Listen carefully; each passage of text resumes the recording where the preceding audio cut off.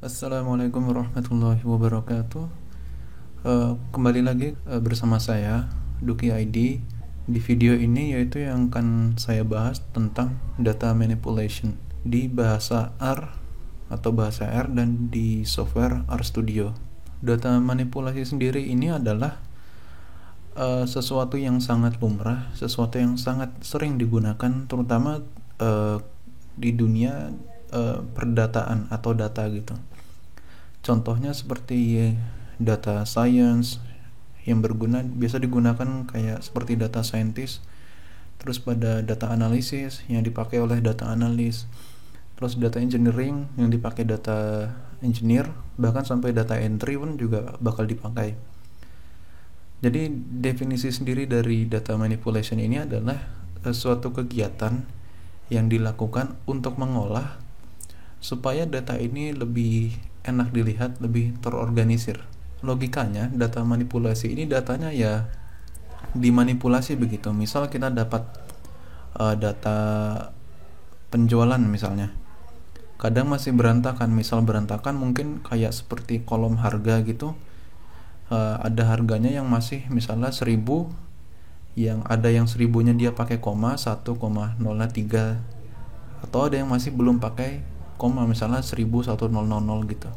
Nah, kadang data manipulation ini yang penting untuk mengurus ibaratnya juga membersihkan beberapa data yang mungkin salah gitu. Misalnya kayak data yang ada yang barisnya kosong atau null atau NA gitu dan lain-lain. Nah, mungkin di sini teman-teman sudah sedikit kena gambarannya tentang data manipulation. Lalu di data manipulation ini, kebetulan ini videonya yang bagian 1, nanti akan ada beberapa bagian, ini yang part 1.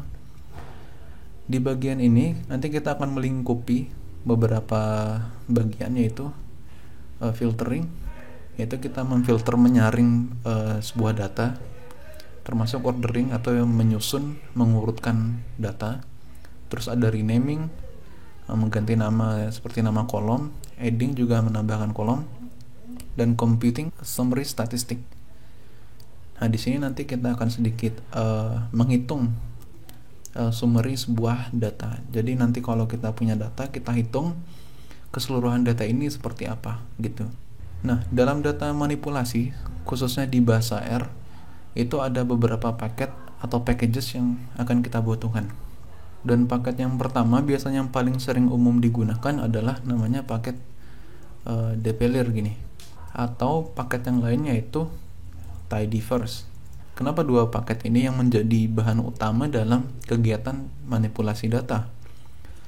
Alasannya adalah kedua paket ini menyimpan beberapa perintah atau fungsi-fungsi yang sangat penting nanti bakal digunakan. Dan adapun fungsi-fungsi yang digunakan nanti yaitu seperti ini. Nah, di bawah ini adalah beberapa fungsi-fungsi yang nanti bakal digunakan.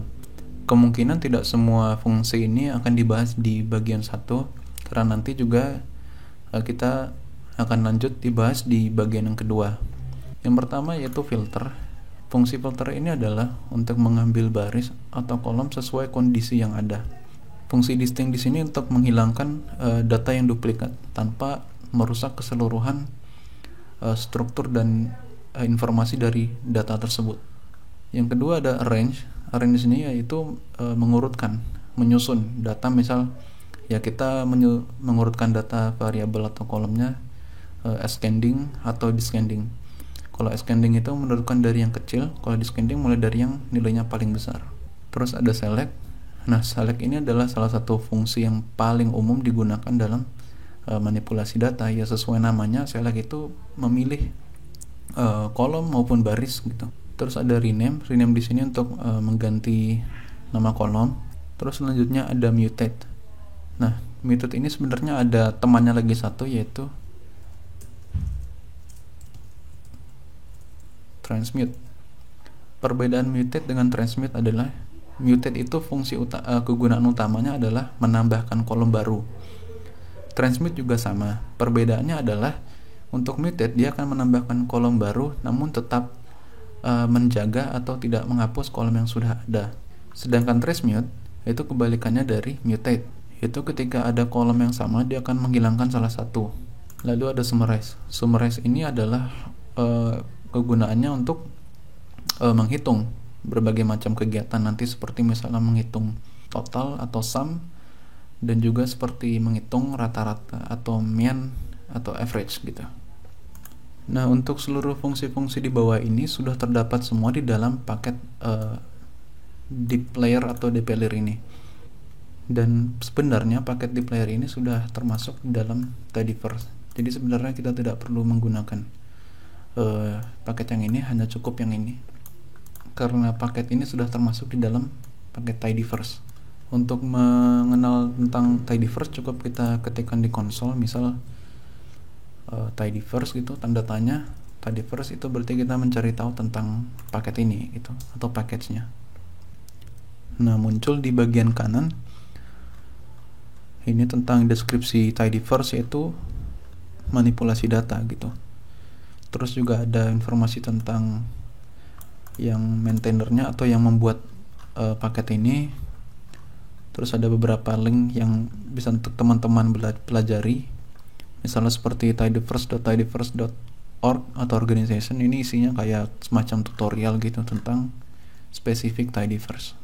Nah, sudah saya jelaskan seperti tadi di awal, sudah ada tentang pengertian dan definisi data manipulation, lalu ada paket yang akan digunakan dan fungsi-fungsi yang terdapat di paket tersebut. Lalu dari sini data mana yang akan kita olah supaya kita mengerti tentang data manipulation itu tersendiri. Data yang kita pakai adalah dataset iris. Apa itu dataset iris? Dataset iris adalah dataset yang built-in yang sudah ada disediakan oleh R, jadi tinggal kita pakai saja. Jadi nanti kita tidak perlu mengambil data dari luar, dari API atau CSV dan sebagainya. Nah, ini adalah salah satu advantage atau keuntungan menggunakan R, dia sudah ada. Untuk mengambil dataset iris kita butuh packages, yaitu datasets.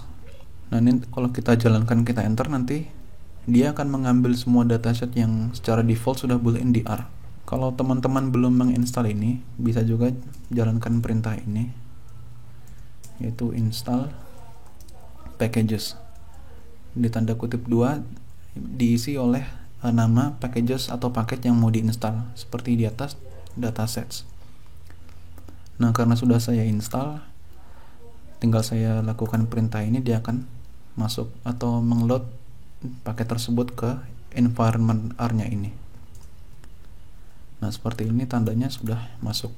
Baik, sampai sini kita akan lanjut ke sesi selanjutnya. Part 1 ini saya dedikasikan untuk bahasan ini, yaitu memanggil kolom di suatu data frame. Data frame yang tadi saya maksudkan adalah iris, seperti itu. Baik, langsung saja kita masuk ke bahasan utamanya. Kita masukkan dulu atau kita load dulu paket tidyverse. Jika teman-teman belum ada tidyverse, bisa diinstal di bagian konsol ini. Ketik install packages dan ketik nama paketnya, yaitu tidyverse. Lalu langsung di enter saja, karena saya sudah menginstal, jadi tidak perlu. Atau cara kedua, bisa teman-teman ke bagian tab packages ini, terus teman-teman klik install, lalu klik ketik tidyverse misal. Nah, seperti ini. Nah, nanti dia akan terinstall langsung ke default lokasi setiap paket itu ada. Nah, karena saya sudah install, ada tulisan di sini, jadi saya tidak perlu menginstal lagi. Untuk memasukkan paket tidyverse ke dalam ruang kerja kita atau environment-nya R ini, yaitu perintahnya adalah library tidyverse. Misal saya jalankan, yaitu dengan Ctrl Enter. Nah, dia sudah ada. Salah satu mengeceknya adalah seperti di kanan ini. Kalau dia sudah ada tanda centang seperti ini, berarti sudah masuk ke dalam environment-nya. Lalu seperti yang saya bilang sebelumnya, yaitu dataset yang kita pakai adalah dataset iris. Nah, kita lihat iris ini datanya seperti apa. Misal kita lihat head iris. Nah, fungsi head ini adalah mengambil 5 indeks pertama dari dataset tersebut. Di sini terlihat ada 6 baris. Head di sini adalah mengambil indeks. Berarti dia mulai dari 0. 0, 1, 2, 3, 4, 5. Gitu. Baik, terlihat data set iris ini dia ada sepal length, sepal width, dan sebagainya. Untuk informasi lebih lanjut atau lebih detail tentang dataset ini bisa kita pakai tanda tanya juga, yaitu iris. Nah, di bagian kanan ini sudah terlihat deskripsi tentang dataset yang kita pakai. Jadi dataset iris ini adalah berisi tentang informasi panjang, lebar spesies, yaitu 50 bunga dari 3 spesies yang ada. 3 spesiesnya adalah Setosa, versicolor, dan virginica. Untuk melihat lebih full isi tentang iris ini bisa kita masukkan ke variabelnya sendiri. Maksudnya misal kita punya dataset iris, kita masukkan dataset iris ke dalam iris. Misal kita Ctrl Enter, nah dia muncul di variabel ini. Ini kita klik. Nah, kita akan mendapat informasi lebih banyak tentang iris ini. Itu ada panjangnya sepal, lebar sepal, dan sebagainya. Ada Setosa, lalu ada versicolor dan virginica. Bisa kita urutkan juga dengan klik ini. Nah, dari sini kita sudah dapat datanya, yaitu data iris. Setelah data yang kita inginkan sudah dapat, yaitu iris, dataset iris, maka langkah selanjutnya adalah kita harus mengkonversi dataset ini ke bentuk table. Table itu apa? Table adalah dia sebuah fungsi yang mana nanti akan mengolah atau menampilkan output dari dataset kita lebih bagus. Kalau secara penjelasan kasar seperti itu. Nanti kita lihat saja perbandingannya. Misal kita tadi panggil dengan perintah head, dia akan munculnya seperti ini. Maka kita konversi seluruh dataset iris ini ke bentuk table, ke suatu variabel. Nah, saya buat variabel bernama df. Lalu saya masukkan fungsi untuk konversi ke table, yaitu as_table. Nah, di sini kita masukkan irisnya. Lalu Ctrl Enter. Nah, di sini sudah ada variabel df. Misalnya kita untuk melihat variabel df yang ada berisi iris telah dikonversi ke table, cukup ketik ini aja, df, lalu kita Ctrl Enter. Nah, sudah terlihat. Dengan table kita dapat informasi lebih banyak. Misal seperti kita tahu ada ini 150 baris dan 5 kolom, juga terlihat di sini. Lalu setiap kolomnya diberikan informasi tipe data kolomnya. Jadi seperti sepal length ini ada bentuk data, tipe datanya itu double, dan spesies ini faktor. Informasi ini juga bisa kita ekstrak dengan fungsi str atau structure, misal seperti ini. Nah, di sini juga terlihat dia. Namun ada perbedaan dengan table dengan str. Kalau kita lihat ke atas, dia tulisannya double tbl, sedangkan di bagian ini setelah dengan fungsi str dia numeric. Sebenarnya ini tidak ada perbedaannya, itu sama. Double itu pun ya dia termasuk numeric. Namun kalau di bagian str ini dia lebih umum, yaitu numeric. Namun untuk spesifikasinya karena ini ada tanda titik, yaitu berarti dia bilangan yang tidak bulat, dia bilangan koma. Nah, sedangkan bilangan koma itu salah satu tipe data namanya adalah float atau double. Maka di sini table dia mendeklarasikan sebagai bentuk double. Nah, maka kenapa kita gunakan table di sini? Karena dia bisa secara otomatis memberikan informasi yang lebih detail seperti itu. Nah, ini saya hapus konsolnya. Hapusnya dengan perintah Ctrl L. Setelah data set iris kita rubah ke bentuk table, selanjutnya bisa kita masuk ke materi select kolom atau select kolom. Yang pertama adalah select kolom berdasarkan posisinya. Pada bagian ini kita akan menggunakan fungsi yaitu yang sebelumnya sudah saya jelaskan, yaitu fungsi select. Sebagai contoh, misal saya ingin ambil kolom dari posisi 1 sampai 3, maka perintahnya atau baris kodenya seperti ini.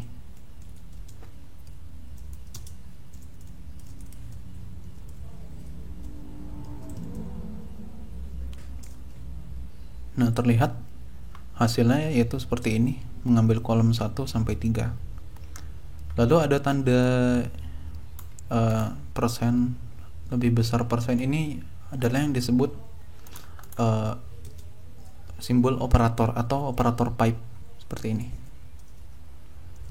Nah, pipe ini nanti cara kerjanya adalah dia mengambil apapun itu yang di belakangnya operator ini, yaitu df, diteruskan setelahnya operator pipe ke depannya.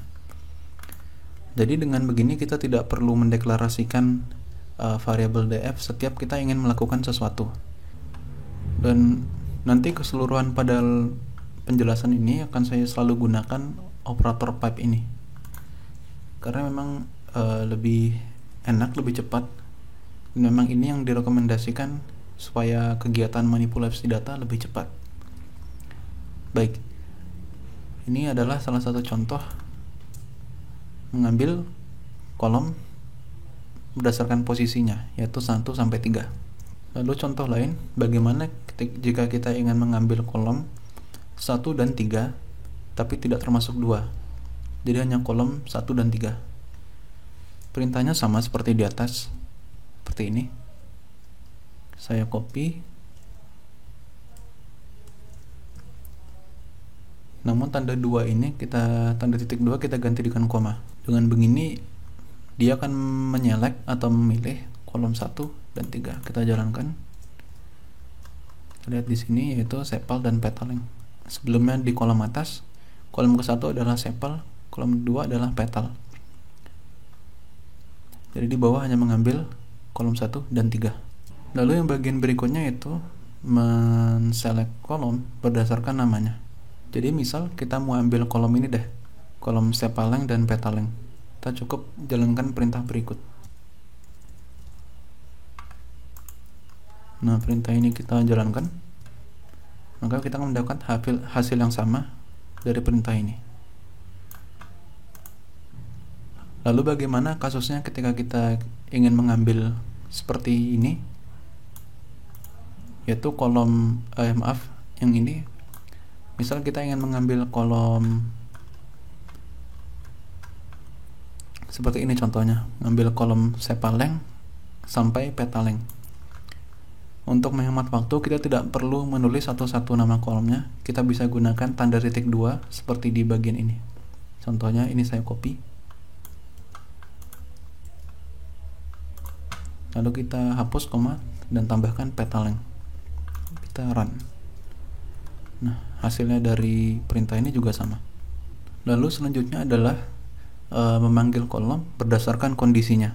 Kondisi ini salah satu contohnya ya, misal kita mengambil kolom kondisinya, misal tipe datanya apa, misal numerik, maka dia akan mengambil semua tipe data yang tipe datanya numerik.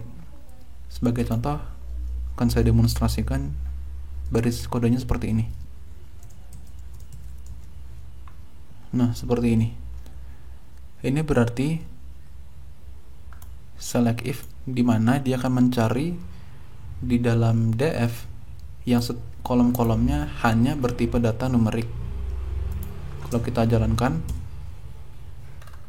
nah lihat, ini semua adalah tipe data numerik double. Kalau kita lihat sebelumnya ada kolom spesies, yaitu tipe datanya faktor, maka dia tidak termasuk. Nah, di baris yang nomor 2 ini dia ada fungsi di dalam fungsi, yaitu fungsi starts with di dalam select. Fungsi start with ini sesuai namanya, dia akan memilih kolom yang dimulai dengan kata petal, karena sesuai namanya starts with, yaitu yang diawali atau dimulai dengan kata petal. Misalnya saya run, nah hasilnya dia akan muncul, yaitu petaleng dan petal with. Lalu baris kode yang kedua yaitu end with di dalam fungsi select. Sesuai namanya ini kebalikan dari starts with, dia berarti mencari nama kolom yang berakhiran with.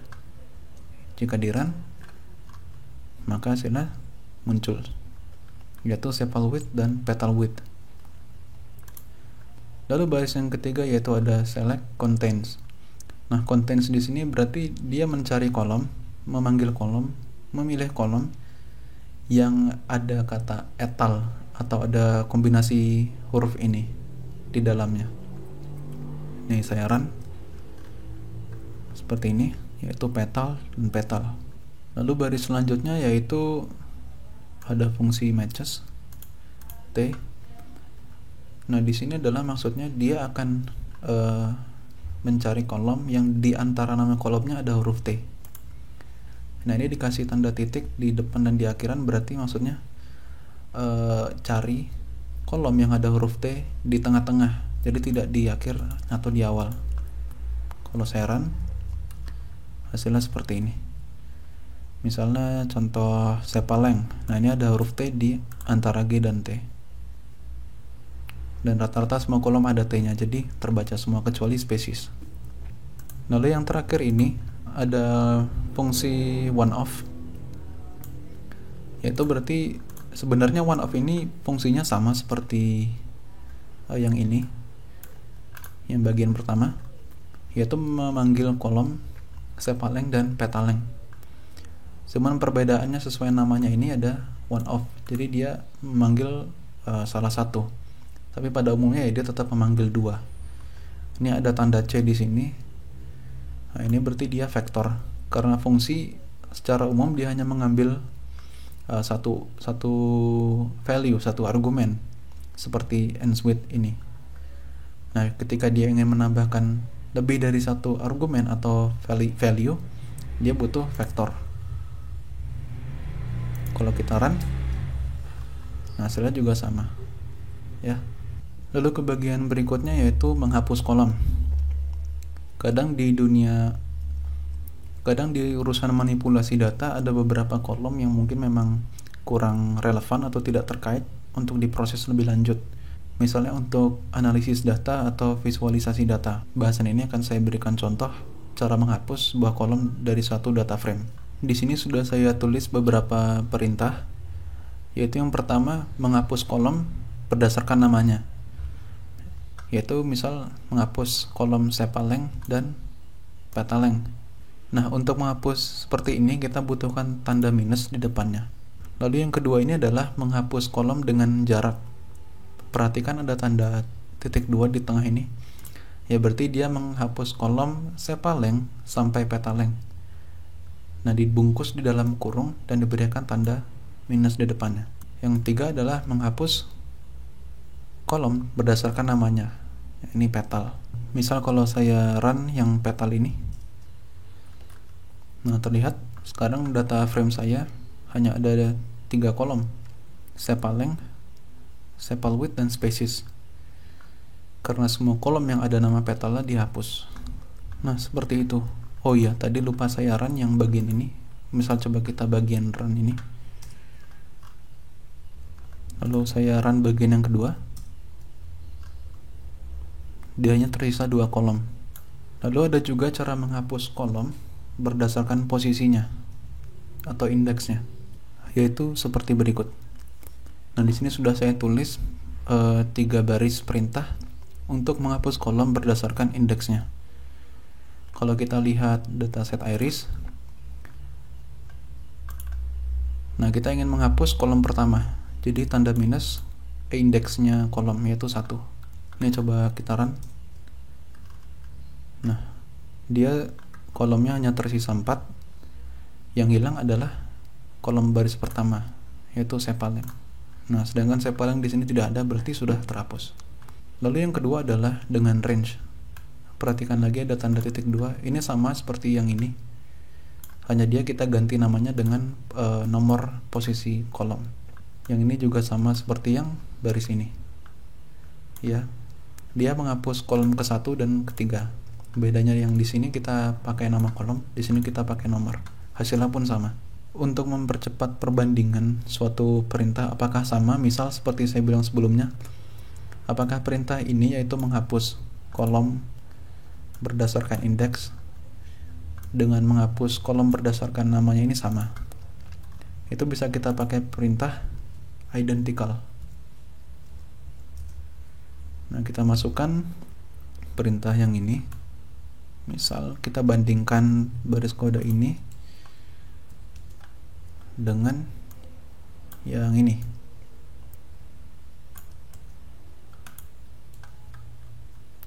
Nah, setelah dipaste kita coba run. Nah, dia true, artinya perintah yang ini sama yang ini sama ya, bedanya hanya di penggunaan ini pakai posisi indeks, sini pakai nama.